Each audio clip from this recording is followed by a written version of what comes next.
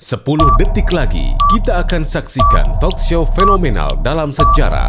4, 3, 2, 1. Dari iNews Center Jakarta, kami persembahkan acara fenomenal, Hotman Paris Show.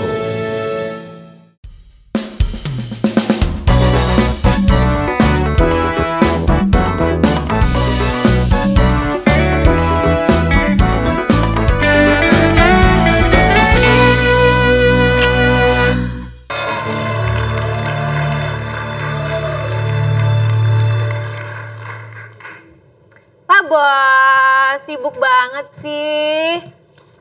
Iya. Lagi ngapain sih Pak Bos?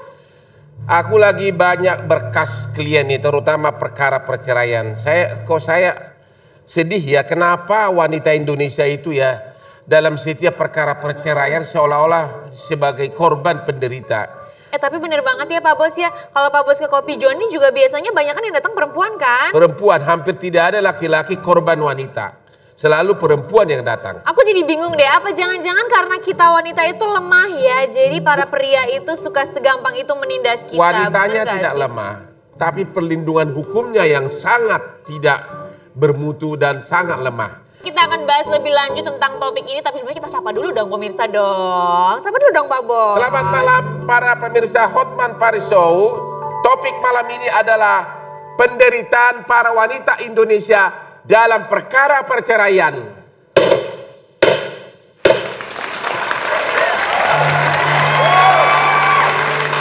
Di dunia malam ini kita juga akan kedatangan teman saya nih Pak Bos. Sangat tangguh sekali setelah menghadapi beberapa cobaan dalam hidupnya. Langsung saja ini dia teman saya Tania Marwah.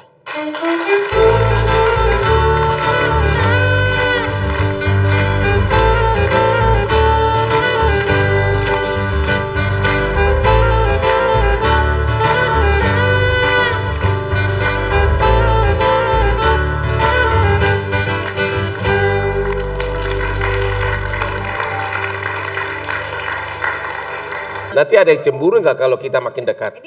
Kira-kira ada yang cemburu nggak? Masih ada nggak laki-laki yang merasa berhak atas dirimu? Berlian kita juga sama nih. Tapi punya aku asli bang, saya nggak asli. Oh, kalau kau sudah milikku pasti akan asli itu. Makanya Bisa aja. untuk secantik kamu itu emang dulu milih cowok nggak mikir-mikir gitu loh. Coba. Dulu waktu kau mikir apa? Gara-gara sesama artis atau apa? Oke, jadi pertanyaannya Pak Bos adalah dulu waktu Ya. memutuskan untuk menikah, Apa sih faktornya? jalan pikirannya gitu? Waktu Kenapa kau akhirnya memilih memutuskan cowok untuk itu, menikah? apakah yang jelas tidak ada Lamborghini? Hah? Apakah hanya bodinya yang jelas bodinya lebih tinggi dari aku, mungkin agak lebih six pack, saya one pack gitu loh. Iya. Enggak, sebenarnya kalau udah sampai tahap ini lebih bijaksana kalau bilang mungkin emang udah jodohnya kali bang. Apa penyebab perkara perceraian kamu utama?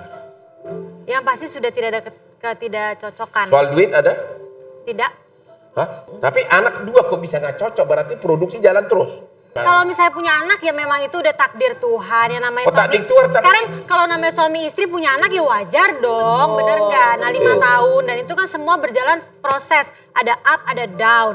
Sampai saya akhirnya di titik yang oke, emang udah nggak bisa lagi. Nggak bisa lagi, Dan oke. itu butuh waktu 5 tahun saya memutuskan itu Oh, tapi sampai. Kamu akhirnya mulai- setelah 5 tahun kamu butuh waktu, apa yang men-trigger akhirnya oke deh ini waktunya untuk selesai gitu. Karena akhirnya di titik itu sadar kalau oke memang Unforgiven gitu loh. tidak ada jalan keluar selain berpisah. Itu Udah yang coba terbaik. diobrolin. Sudah pasti. Berapa tahun kau menahan perasaan itu? Menunda?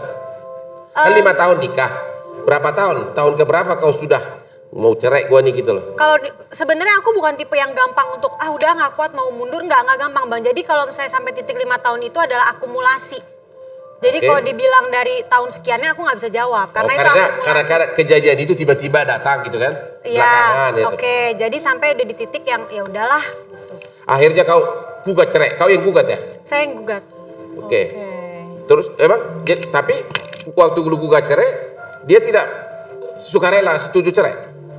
Sebenarnya kalau mau diomongin jujur, saya itu dari keluar rumah pertama itu kan bawa anak-anak. Posisi saya memang udah, dia tahulah posisi saya itu memang udah akan menggugat cerai. Walaupun tidak tahu secara pasti, tapi dia tahu keadaan A sampai Z-nya dia tahu. Iya. Gitu.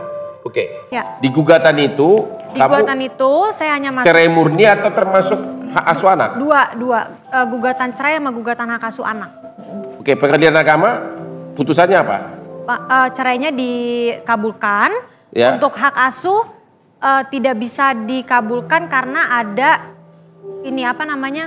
Salah teknis. Cacat formil. Salah teknis dalam dari pengacara, betul. Terus? Jadi hak asuh belum diputus. Jadi di sini saya kemudian banding. klarifikasi Sampai ya. sekarang banding. hak asuh itu belum diputus ya? Hak asuh belum. Jadi nggak jatuh ke bapak, nggak jatuh ke saya. Jadi hak asuhnya tidak ada Oke. hak asuh. Terus Oh, banding, oke. sekarang lagi taraf kasasi. Banding sudah, banding menguatkan putusan yang awal. Kasasi masih menunggu. Kasasi masih proses. Oke, sejak Anda gugat cerai, itu anak di mana? Di dia.